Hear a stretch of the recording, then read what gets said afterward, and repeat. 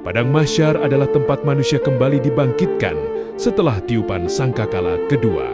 Di sana, manusia menunggu keputusan sesuai amal yang diperbuat. Berkumpulnya manusia di Padang Mahsyar ini dijelaskan dalam Al-Quran dan sejumlah hadis. Salah satunya tertuang dalam Vermonea, Surah Az-Zumar, ayat 69. Dan bumi Padang Mahsyar menjadi terang benderang dengan cahaya keadilan Tuhannya. Dan buku-buku perhitungan perbuatan mereka diberikan kepada masing-masing. Nabi-nabi dan saksi-saksi pun dihadirkan, lalu diberikan keputusan di antara mereka secara adil, sedang mereka tidak dirugikan. Kondisi awal secara umum, manusia akan berada dalam keadaan tidak beralas kaki, tidak berpakaian, serta belum dikhitan, disunat. Rasulullah SAW bersabda, manusia pada hari kiamat akan dihimpun di Padang Mahsyar dalam keadaan tidak beralas kaki, telanjang bulat, dan tidak bersunat. Padang Mahsyar adalah sebuah tanah datar berwarna putih yang tidak ada tanda apapun di sana. Seperti gundukan semacam gunung atau cekungan danau kering, semuanya rata. Lantas, di manakah itu? Sejumlah riwayat hadis dari sabda Rasulullah SAW menunjukkan bahwa Padang Mahsyar berada di negeri Syam. Dijelaskan di Abdul Musin Al-Muthairi dalam kitab Al-Yom Al-Akhir Al-Quran Al-Azim wa Al-Sunnah Al-Muthahara. Negeri Syam yang dikenal saat ini meliputi 4 negara yakni Palestina, Suriah, Yordani, dan Lebanon.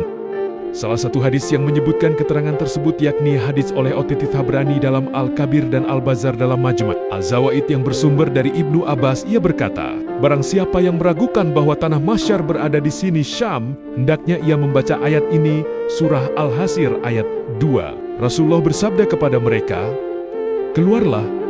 Mereka bertanya, kemana? Beliau menjawab, ke tanah Mahsyar. Dalam riwayat lainnya dari Samurah ibnu Jundub menyebutkan hal serupa. Rasulullah SAW pernah bersabda, sesungguhnya kalian akan dikumpulkan ke Baitul Maqdis, lalu kalian akan berkumpul semuanya di hari kiamat. Senada dengan itu, riwayat dari Muawiyah ibnu Haidah yang mengutip sabda Rasulullah SAW berbunyi, kalian akan dikumpulkan di sini sambil mengarahkan telunjuknya ke Syam. Maimunah juga pernah bertanya pada Rasulullah SAW dalam suatu hadis. Ia meminta fatwa dari Rasulullah SAW tentang Baitul Maqdis. Lalu, beliau bersabda, tanah Mahsyar atau tanah Mansyar, datanglah ke sana dan kerjakanlah salat di dalamnya. Mengerjakan salat 1 kali di sana, sama seperti mengerjakannya 1000 kali di tempat lain. Disebutkan dalam hadis syahih dari Abu Hurairah radhiyallahu anhu, manusia pada akhir zaman akan digiring oleh api menuju Padang Mahsyar di tanah Syam. Disebutkan Muhammad Al-Arifi dalam Nihayatul Alam, tiap manusia akan digiring dengan cara yang berbeda-beda, dan api tersebut akan selalu menyertai mereka saat bermalam ataupun beristirahat sejenak dalam perjalanan. Rasulullah SAW bersabda, kelak pada hari kiamat ada 7 golongan manusia yang mendapat naungan dari Allah Subhanahu wa Ta'ala. Dikala tidak ada naungan selain naungannya, mereka adalah 1. Imam kepala pemerintahan yang adil. 2. Pemuda yang dalam masa mudanya beribadah kepada Allah. 3. Orang yang mengingat Allah sewaktu sendirian, lalu meneteslah air matanya. 4. Lelaki yang hatinya terpaut masjid. 5. Orang yang berkasih sayang semati-mata karena Allah.